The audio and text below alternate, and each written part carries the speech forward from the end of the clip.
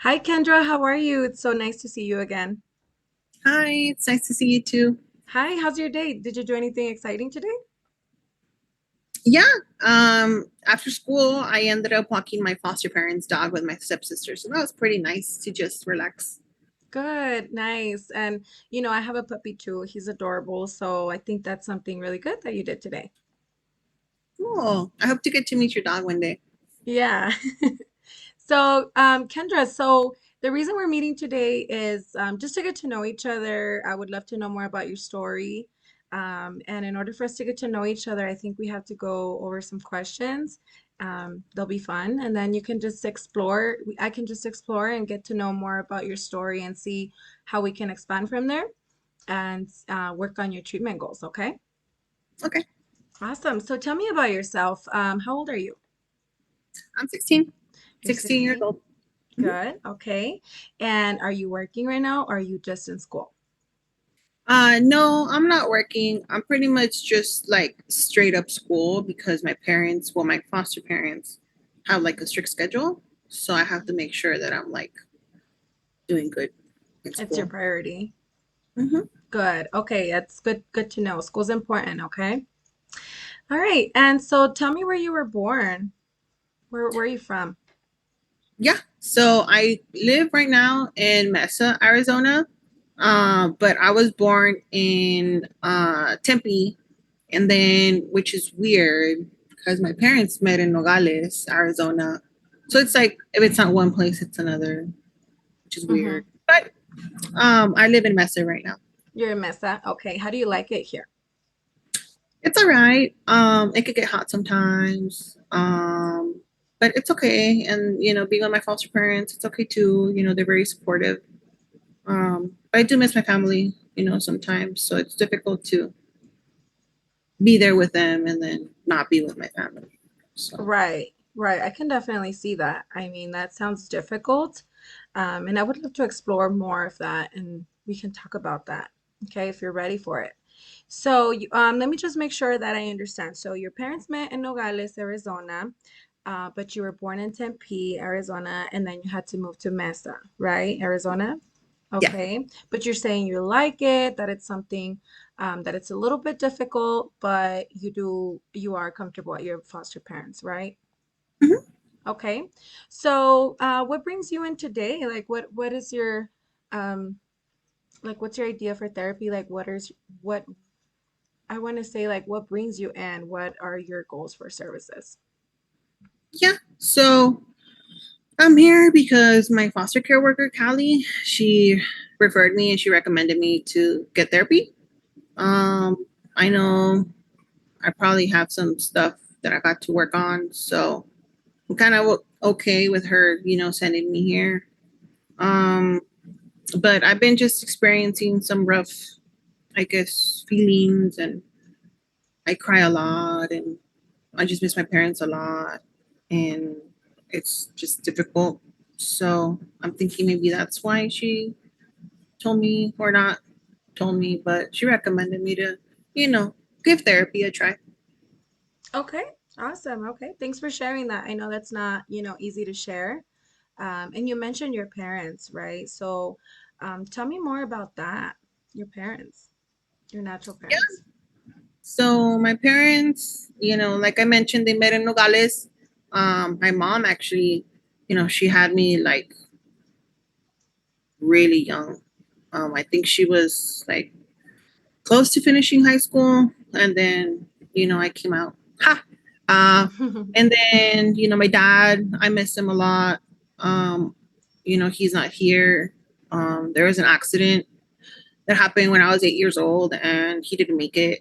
Um, so it's kind of difficult to talk about that, but um, yeah, that's my parents. And like I mentioned, my dad, since he's not here, sometimes I just like to, pretend or just think that he's in the room with me and I talk to him and I feel better sometimes. Okay. All right. Thanks for sharing that with me.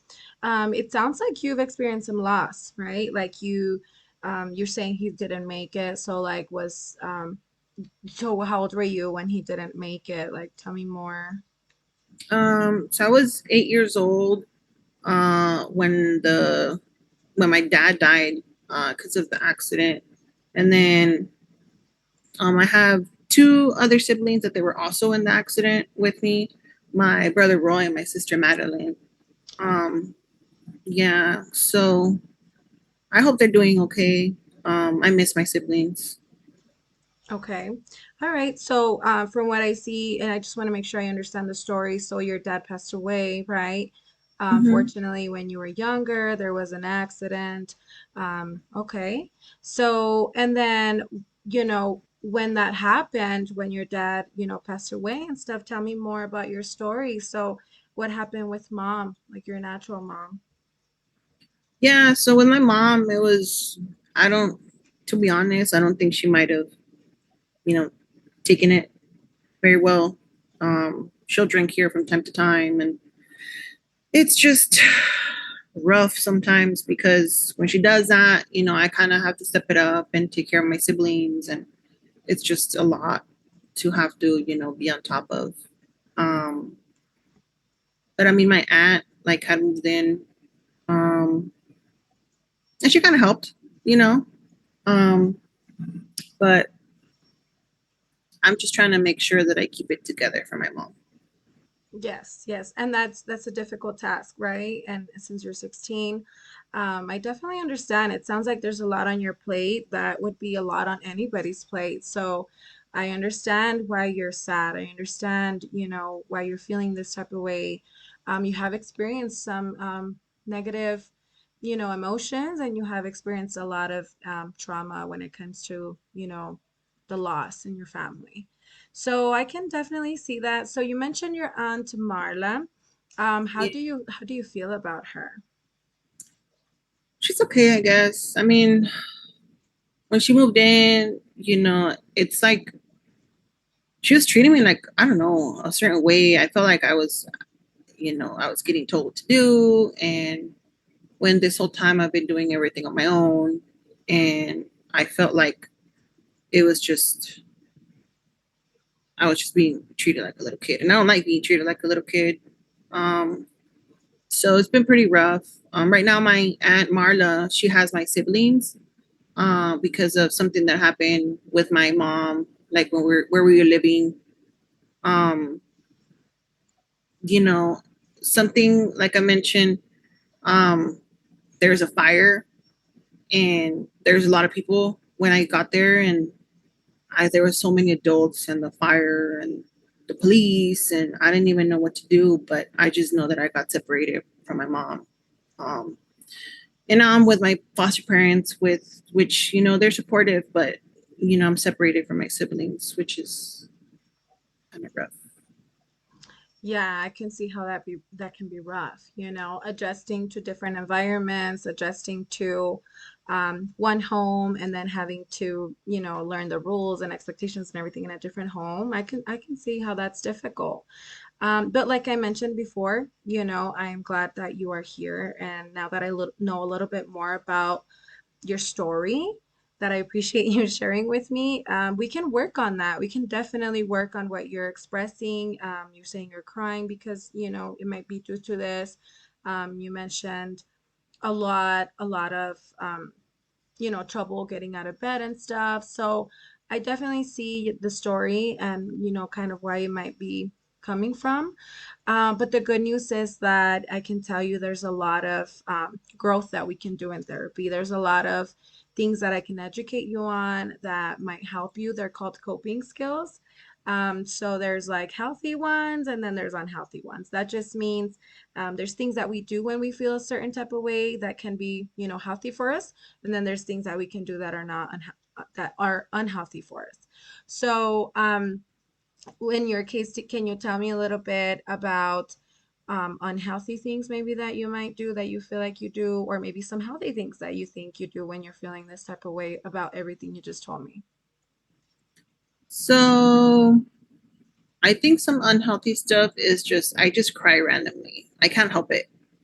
Sometimes I'm in school and I cry. Sometimes I'm in my room and I cry, and sometimes I'm just in random places and I just cry a lot. Like I mentioned before, I struggle with getting out of bed. I'm just always tired, and my grades haven't been doing that well. Um, so I just need to make sure that I pay attention to my classes, but sometimes I don't pay attention to them. In your classes. Okay. Do you have any friends at school? You mentioned school. It's good to know that you're still enrolled and everything's, how it is. But are your grades good? Do you have any friends? Yeah, I like to have a group of friends that I sit in with lunch, and we get to hang out. Good, good. Okay. All right. So, is there anything that you feel like you do on your free time that are healthy things that make you feel better? Yeah, so like I said before, I really, really like my foster parents' dog. He's super cute, super adorable, and I walk him, when there's a chance, with my stepsister. Um, I miss cooking a lot. I used to cook, for my siblings, but now that I'm with my foster parents, they kind of help me, look for recipes once a week, and we cook together, and it's kind of fun. I really like it. It kind of makes me, happy, and Mhm, I miss the food that my mom makes. So, you know, learning what plates she does and stuff. It's pretty fun. mhm. Um, I like school, and I like writing poetry. Sometimes when I don't know how to feel or how to say it, I just get a journal and I just write it down. Awesome. Awesome. I think you've mentioned, Kendra, a lot of good things that you're doing to, like I said, cope with what you're going through. Journaling is great. Expressing your feelings on your own. I think that's a really strong trait that you have. The fact that you have friends, I think that's a great supportive system that you've established here in Mesa. I think the fact that you are doing good in school, that tells me you're very resilient, Kendra, and that tells me that you're very insightful. It tells me you're very, very ambitious because you say you want to get better and you say you're recognizing that you want to grow. So, with that being said, I just want to tell you that thank you for sharing, what you've been through, your personal experience. I always cherish when people tell me, their story. And I think moving forward, we can work on those positive things you told me about. We're going to be using them a lot in your treatment. And I think moving forward on your next sessions, we're going to talk more about that. And I think that would help you feel a lot better.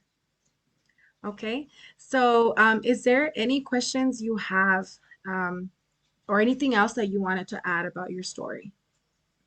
Um, that I know of, no. But if I do, would it be okay if I like tell you the next session or something? Or Yes, yes. Please feel free to tell me in the next session. We will be covering some coping skills and we will explore a little bit more. But if you remember anything that you didn't cover today about your story, we're going to be talking more about that. And if there's some things that you're not ready to share, that's fine. But it's always a safe place for you to talk to me about those things, okay? thank you. Okay. All right. Well, I will see you later next week at the same time. Does that work? Yeah. Yes. All right, Kendra, thanks. I hope to see you again, and I hope you walk your dog again today. Yeah. Thanks. Have a good day. Bye. Bye.